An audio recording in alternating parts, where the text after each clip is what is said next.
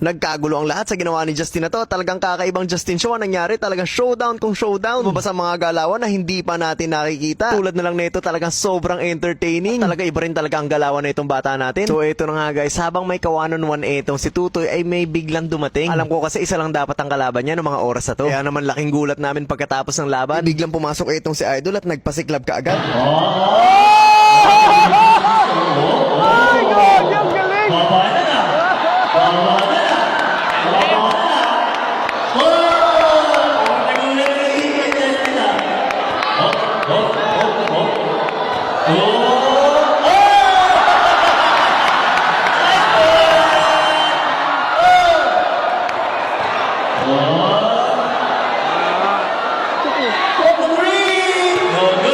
Ito nga ako at katulad ng lahat ng tao dito ay hindi namin inaasahan yun. Pero syempre kilala naman natin tong bata natin, hindi magpapatalo to pagdating sa asaran. Ayan na, lumabas na yung kung ano-anong galawan nito. Ngayon lang natin nakita to sa lahat ng Justin show.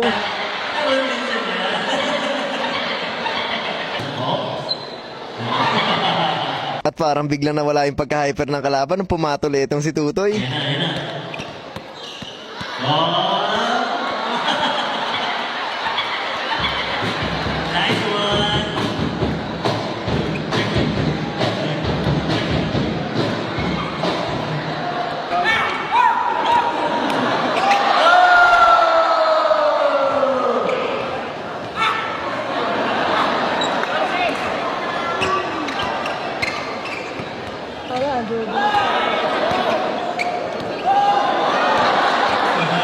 Dito ay napakamot na lang ang kalaban ni Tutoy. Hindi niya inasahan na ganito pala kakulit ang bata natin.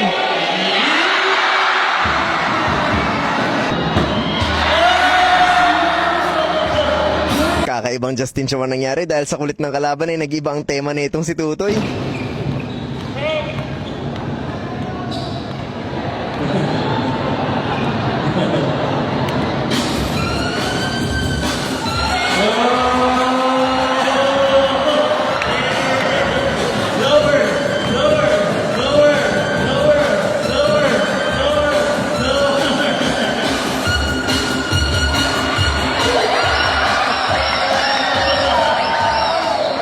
Dito na sa galaw na to, talagang makakaisa itong bata natin sa kalaban niya.